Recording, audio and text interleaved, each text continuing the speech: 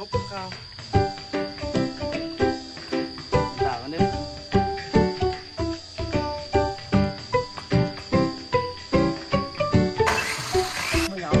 จานี่เอาได้พอดีทุกคนเลยต้อง2 คนขึ้นมานี่มันสั้นเนาะเอาขึ้นได้อยู่คนเดียวนี่ฝีมือสบายดีทุกคนสบายดีตอนเช้าเด้อเช้ามื้อนี้เราสิได้มาตีแผ่นไม้เซล่าที่เฮ็ดอยู่ด้านข้างนะทุกคนเป็นสุดเลยเนาะแต่ว่ารู้สึกว่าสั่งเครื่องมาแล้วเราบ่ได้ใส่ซ้ำบัดนี้แผ่นนี้เราใส่ไม้เซล่าจนเบิดเลยไปเอามานี่ก็คือเบิดอ่ะซื่อๆ มันบ่ได้ใส่งานซับตัวนี้เนาะตอนนี้นี่ก็กำลังมาเกี่ยมใส่แผ่นเซล่าทุกคนเนาะใส่ทั้งเทิงหันและข่อยก็ว่าง่ายก่อนข่อยว่าจะเมื่อวานละเพราะว่าเขาขึ้นทางนี้ทางนั้นมันยากแล้วเดี๋ยวนี้เขามาขึ้นทางนี้เอามื้อนี้ก็เอาไปเต็มที่ทุกคนเนาะเซามื้อนี้เฮ็ดให้มันแล้วทั้งมืดนี่ทั้งข้างทั้งหน้าให้มันแล้วตีใส่แล้วก็เปะใส่แต่ตัวเบิ่งว่าตัวอะไรอันนี้นี่มาผิดแล้วตัวต้องไปซื้อเพิ่มอีกนี่ซื้อเพิ่มมี5-6 ตับพุ่นละมันบ่พอใส่แล้วนี่พออะไรมาตอนนั้นไล่มาเพื่อแล้วแต่ว่าบังเอิญเฮาผัดบ่ได้อันนั้นเฮาผัดเอาไม้เซล่าไปใส่เครื่องนี่เห็นบ่ใส่คอเครื่องนี่เลยรู้สึกว่ามันผิดพลาดละก็เลยว่าเอ้ยยามันซะจำเป็นแล้วได้สนามฮอดนี่ละบ่ได้ใส่กับเบิ่งมีโอกาสไปส่งเขาคืนใส่ไม้นี่แหละก็แล้วไปเลยสินะมันก็ยุ่งยากอยู่เนาะตอนนี้ให้เราย้ายมาไปใส่ข้างพุ่นแล้วก็แทกแล้วก็ตัวต้องได้เป็นคนตัดไม้ให้เรายืนให้เราตัดไม้ยืนไปแปะแล้วก็ไม่เซล่าไปเทียบใจมันก็สิงามนะทุกคน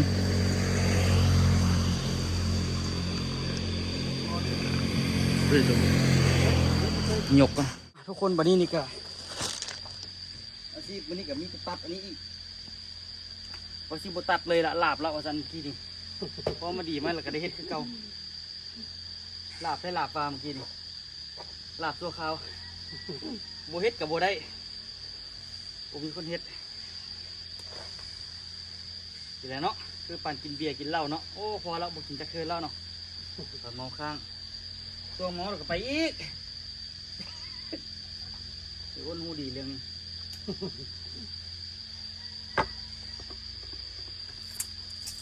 ตอนนี้เราแทกมาเราขีดมาเรียบร้อยแล้วนะโดยจะแค่มาตัด3 เหลี่ยมที่เราขีดมาให้แต่จะทรงไม่ให้เราตอกจบข้าวมันต่างกันเด้อ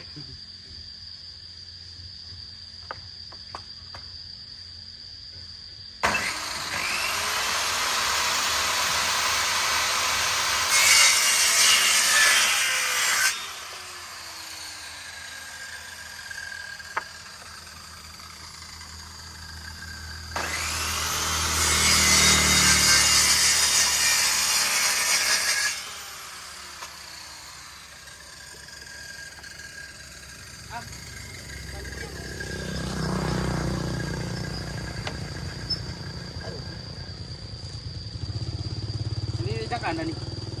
ต้องมาลุ่มมึงทีนึงเนี่ยเห็นบ่เห็นกระดูกลุ่มเห็นนั่นแหละเนี่ยตัวนี้เนาะกับตัวนี้นั่นแหละต้นเดียวนี่ตัวนั่นหรอโอ้โหดูทางนี้ก็มีเลยทำมือจะจับบ่ทำมือจะจับที่เราต้องดูจับมือจะบ่ดิแก้งที่เห็นบ่เห็นอันนี้ตัวแล้วอย่างนี้ก็ได้บอลมือจะจับมันสองบอลนั่นแหละท่อนนึง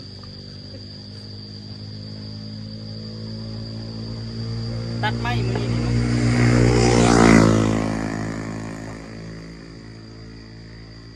หมวกกูใส่ไม่หรอก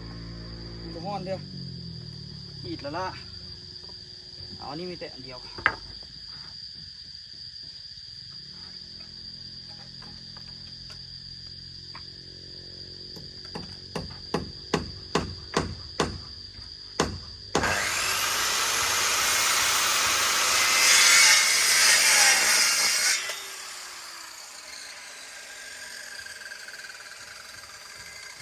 โบเฮ็ดไรเฮ็ดเอ้ย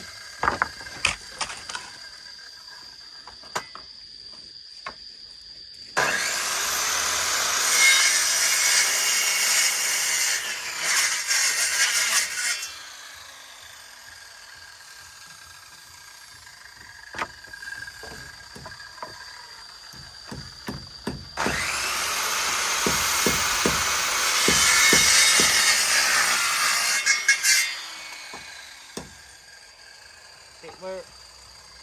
อ่ะ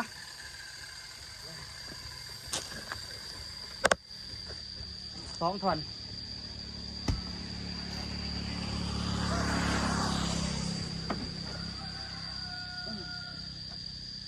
คิดแล้วบ่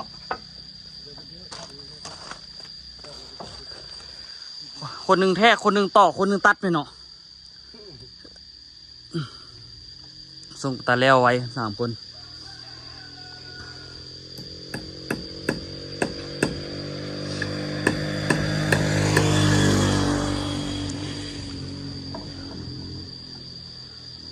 โอ้อันนั้นแปะสิหันเลยเห็นบ่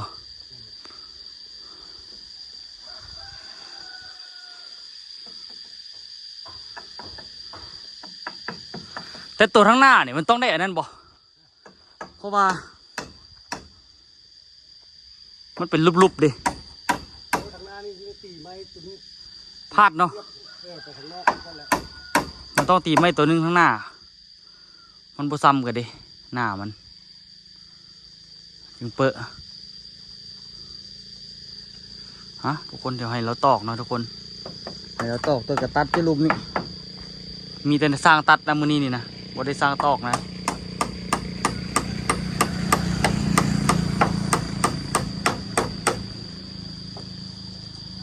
ให้ไปใส่แผ่นเพดานโอ้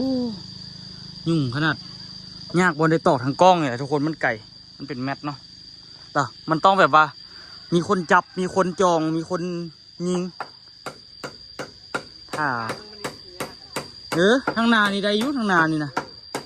ทางนานี่ต้องเฮ็ดอย่างสูงๆขึ้นไปล่ะต้องยืนได้แต่ทางข้างนี่นะโอ้ขึ้นยากเลยจังเดี๋ยววะเหลือคนนึงอยู่ใหม่เอาใหม่ค้ำแผ่นเพดานไว้บ่ คือสิบุรีไซเดี๋ยวมันสูงโพดสูงให้สูงว่าเนาะมันจะเทียบกับนี่ขั้นเขาจะมีหลักอันนี้จนจำได้อยู่มีหลักอันนี้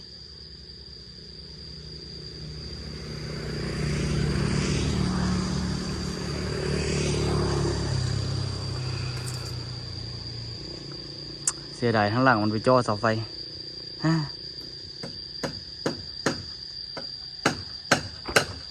ทุกคนเดี๋ยวตัวเกียมตอกเนาะเกียมตัดพอกระบอกงัดญี่ปุ่นก่อนแล้วจึงเอามาให้เพิ่นนี่ทำไมเดี๋ยวบอกดี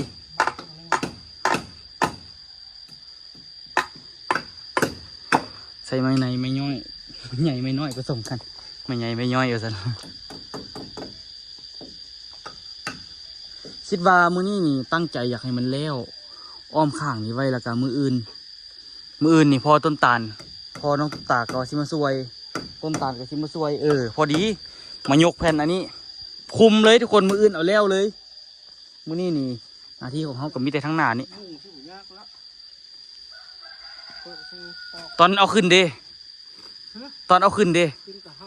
ำแล้วก็มัดแล้วก็มัดส่วนนึงแล้วก็ดึงขึ้น2 ส่วนแล้วเนาะส่วนหนึ่งจะไปได้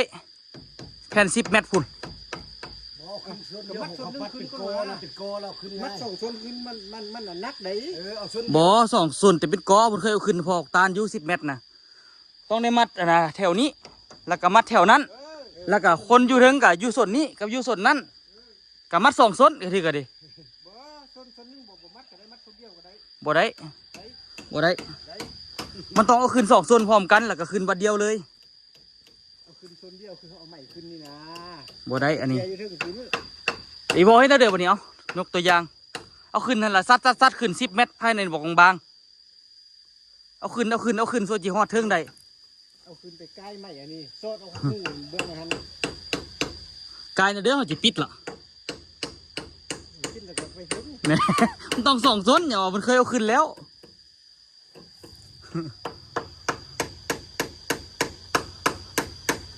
ฮะไม่ได้ตอนนี้เราไปเรื่อยๆก่อนปิดบอกมันปิดแต่นี่เลยตัวปิดดีตัวเรื่องปิดเท่าไหร่มันเอาขึ้นแมนอยู่ดีบัดเฮาซัดขึ้นไปเด้ทั้งนี้มันยาว10 เมตรพุ่นส่วนเอาขึ้นมันก็จะหักแผ่นอันนี้เฮานะแล้วมันคันเราขึ้น2 อันเลยพุ่นอยู่ตัวนั้นคือถ้าเบิ่งสร้างประจำพุ่นน่ะเพิ่นเฮ็ดน้ำเข้ามาแล้วนะถ้าเบิ่งสร้างประจำเขาเฮ็ดน่ะบ่ได้หักบ่ได้ถ้าเบิ่งรถเพิ่นเคยเอาขึ้นน้ำเขาแล้วอย่างว่า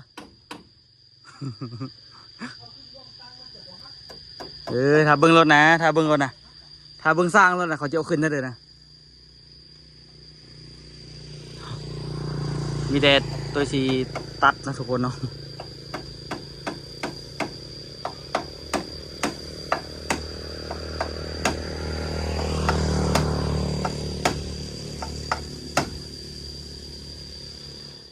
นี่ทุกคนตอนนี้กำลังตอกได้กำลังแจ่มนะทุกคนเนาะแล้วก็พอสดมาเฮ็ดมาเพิ่มทุกคนมาเฮ็ดมาให้เราได้ย่างไปสะดวกสบายเนาะตอกเฮ็ดมาเพิ่ม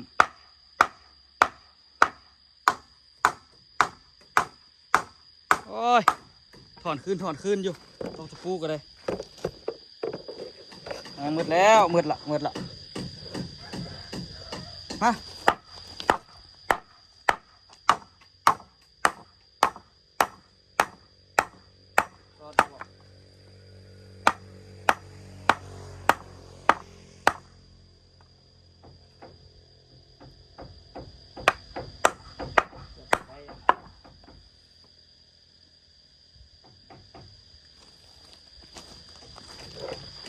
เฮ็ดมาที่เอาไปค้ำเสาในเสาหนึ่งนะทุกคนเราเหยียบ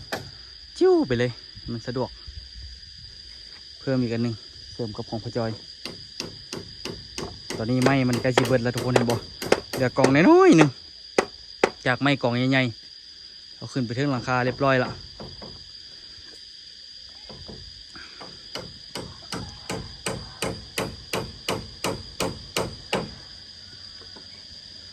เสร็จแล้วเราก็จึงพีออกเอาเนาะบีมันออกเอา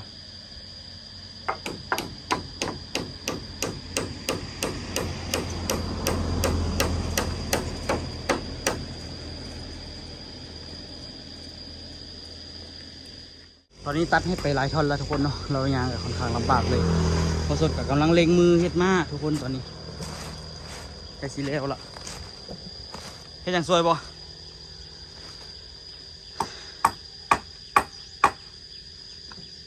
เดี๋ยวสิได้วีแล้วก็สิไปซอกโตมันจะตัวมันเป็นคันมาเหยียบขึ้นเสริมนะทุกคน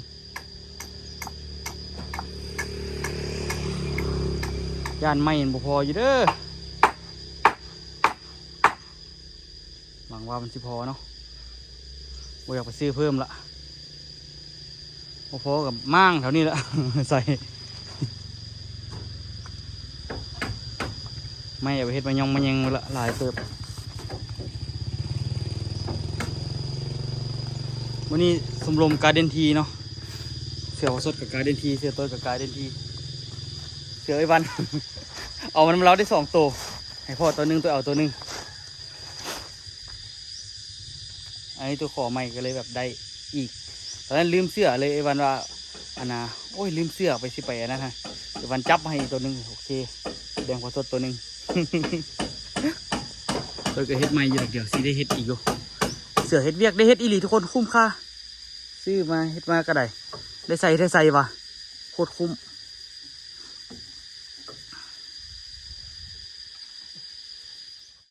มันกับบริยากแห้งเนาะ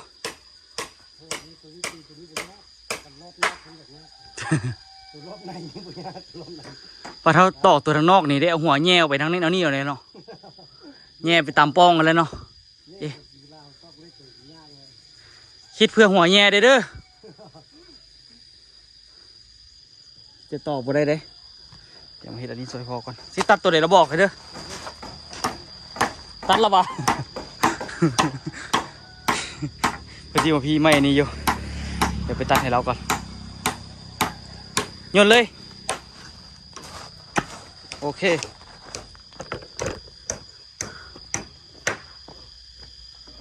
เดียวนี่วะ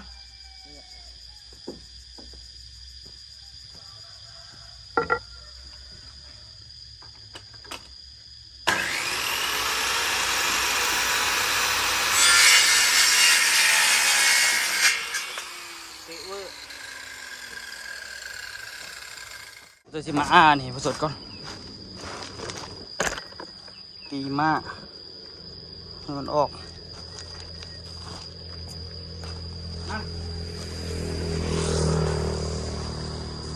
เองแล้ว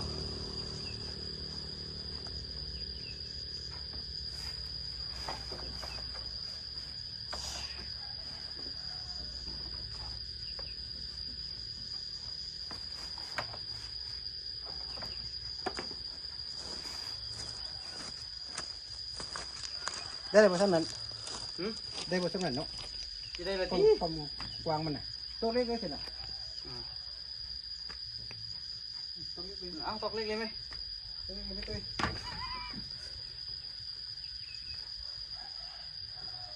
ล็กเลยอยากเอา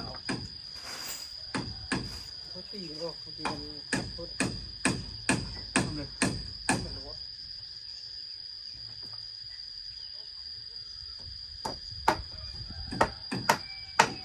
เอาข้างหลังนี่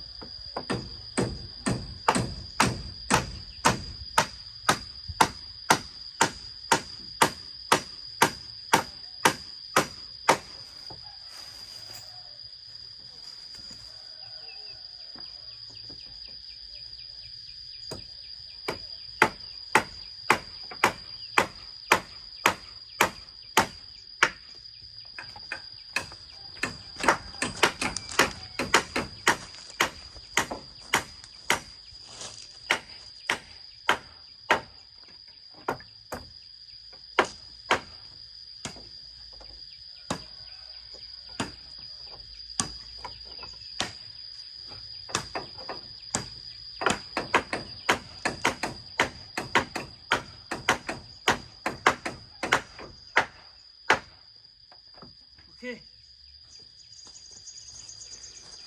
ใส่โอเคง่ายขึ้น โอเคตัวหนึ่งดิเดี๋ยวเราบอกเดี๋ยวไปซอกไม้ตัวสั่นมั้ง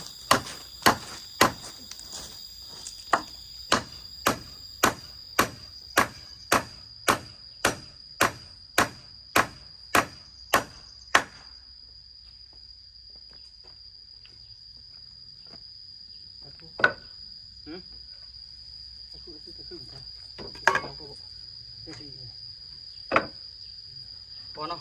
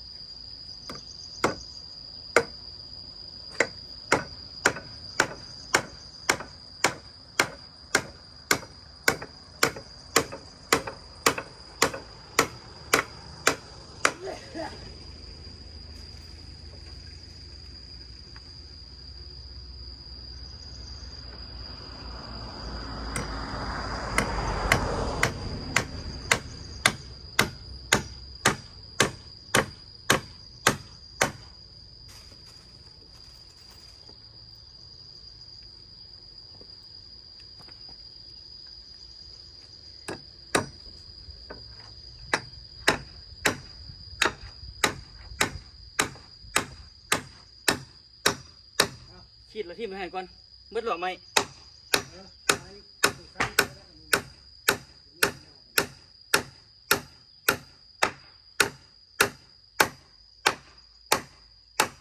ซ้ำอีกอันหนึ่งแป๊บนึง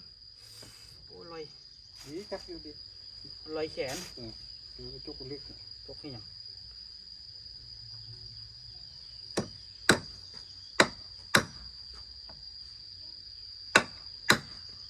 มาอีสังเจ้าเฮ้ยเจ้ามาอีสังบะโดดฉันบอกบะโดดเด้ยฉันบอก จบเดี๋ยวเอามาใส่เนาะวันนี้ทุกคนเดี๋ยวไปหามข้าวสดมาก่อน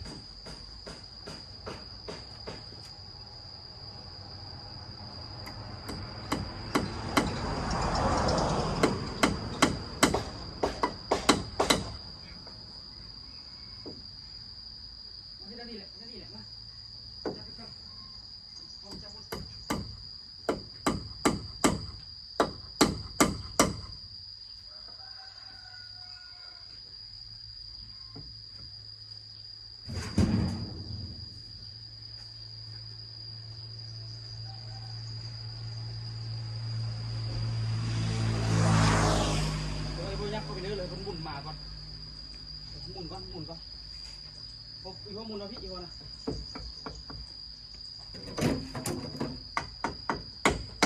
เจ๊นะเดี๋ยวละพอละจะยกขึ้นวางเลย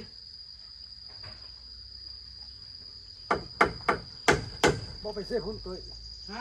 คันคือเศร้าตัวนั้นมัน ทางนี้เด้อค่ะ ตอกแต่คุณมาเลย เน่เป็นระบบ ตอกทางใหญ่มาตอกแบบนี้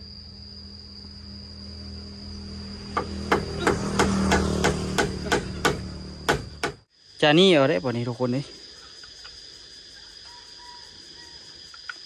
มันต้อง2 คนขึ้นมาจับช่วยกันโดยก็ต้องขึ้นมาคลิปกับสิบุได้ไทยเลยทุกคนให้เราดึงขึ้นตัวสิไปจับช่วยกันเนาะ มันจะเอาขึ้นได้ ช่องเส้นก็ได้มัดทั้งช่องคางดึงขึ้นพร้อมกันก็ได้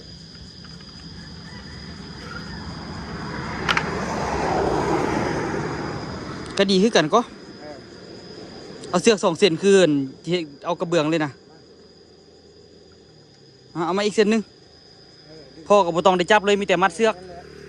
แห้งขึ้นให้แล้วเนาะ หรือว่าเอาเสือกแดงบ่ค่อยสิขึ้นไปปลดบ่วะ บ่เชือกนี่ก็ได้ ปลดกับบ่ได้ยากนะย่างเดียวไปปลดปุ่นนึงตัดเทิงนี่เลยทุกคน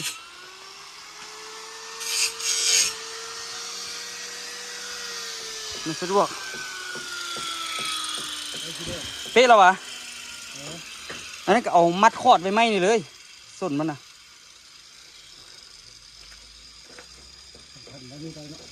พันไปเลยเดี๋ยวเอาไม้ถึงกับทุกคนเห็นบอกเอาขึ้น3 แผ่นเลยเด้อนี่เดี๋ยวให้ต่อก่อนเอาลิลี่เลยตัวนี้ต้องตัดโอ้ตัดตัวนั้นแล้วก็เบิ่งตัวมันขึ้นแล้วก็เจย ไม้ยาวมาดู นี่ ไม้ยาวแบบมาคีบ เห็ดบรรทัดเป็นบ่ ไม้เขาจะคีบ พ่อซอกใหม่นาซื่อๆเห็ดใหม่บรรทัดมึงดู นี่ไม้ใกล้นี่ก็ได้เลยพวกนี้เลยต้องเอาฮอตเม็ดสาวเนี่ยประมาณเม็ดสาวเอาเล็กให้ก็ได้ เพิ่งบ่ เอาเล็กจับนี่ก็ได้บ่ ได้สิบ่ ได้บ่ได้อยู่บ่โอ้สิบดีบ่ อืมค่อยจับสวยตอนนี้ตัดจีเทิงพี่ทุกคน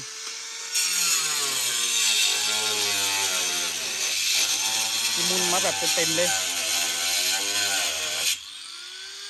ตัวเลี่ยมที่เหลือหักษาอยู่ด้วยไอ้เด้อตัวเลี่ยมที่เหลือหักษาไว้เพื่อได้แปะนั้นแปะนี้บ่ให้มันหักนะตัวส่วนที่เหลือมันน่ะนะ โอ้แท้ยังจะเอาไปใช้ก็ได้นะ แพงก็แพงดีทุกคน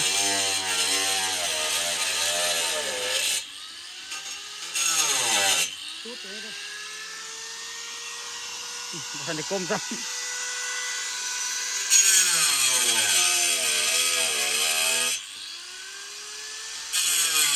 ที่มุนนะทุกคน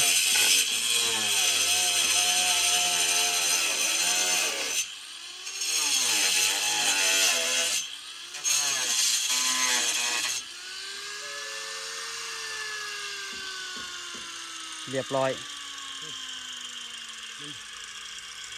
กั้นหายใจเฮ็ดเนาะ โอ้ยจัง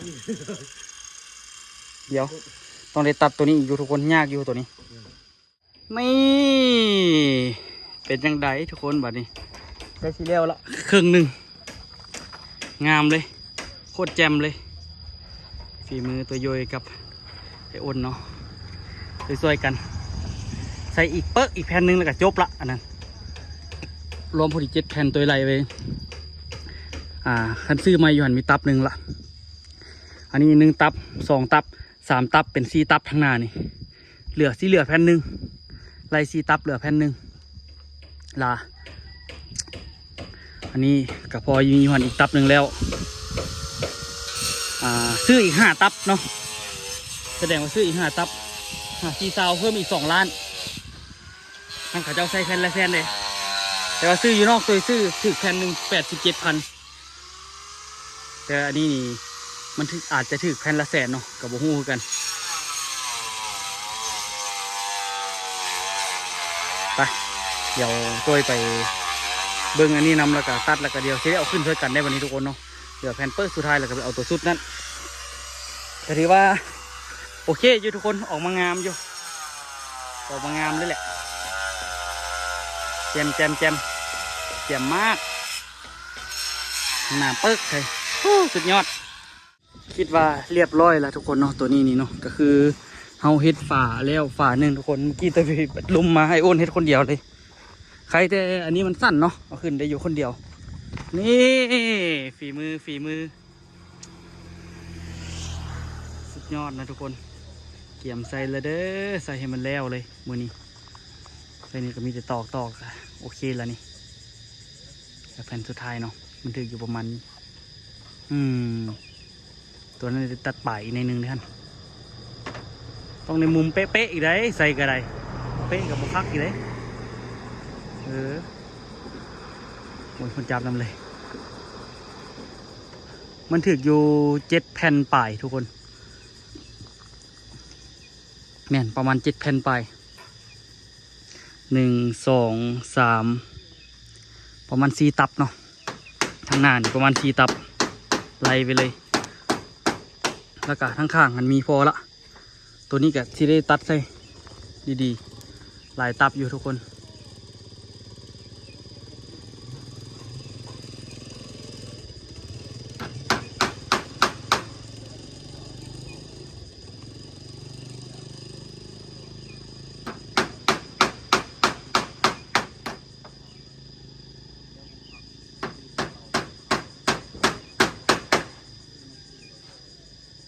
เรียบร้อยเนาะแจมงามโคตรแจมเลยมาต้องได้เฮ็ดแล้วก็ตัดต้องได้เฮ็ดแล้วก็ตัดเลยทุกคนเนาะแล้วไปข้างหนึ่งทุกคนเลยสุดยอดเลยงามเดี๋ยวไปแล้วเฮ็ดเป๊ะใส่ข้างๆกับแจมแล้วนี่จบละเดี๋ยวจะข้างให้แกมฮั่นนี่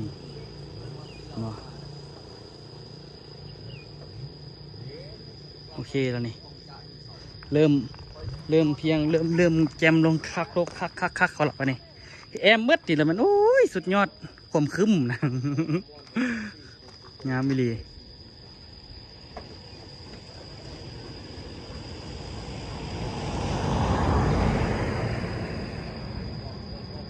เดี๋ยวแต่ข้างนั้นวันนี้ข้างนั้นอย่าว่ายากเลยทุกคนแห้งน้อยแห้งยากตัวว่า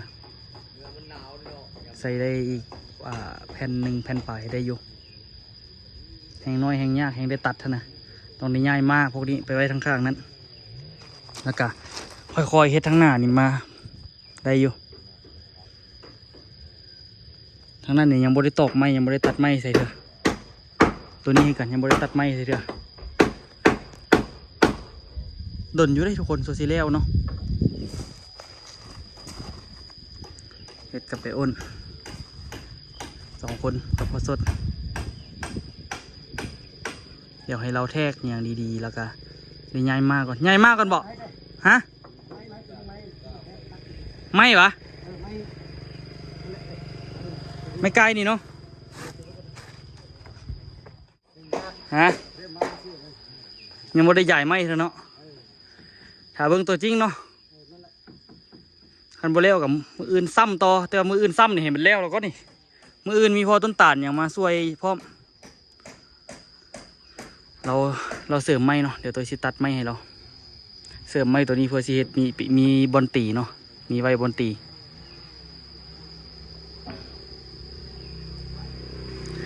ไม่นะนั่นก็เอายองแปะกันเลยเนาะ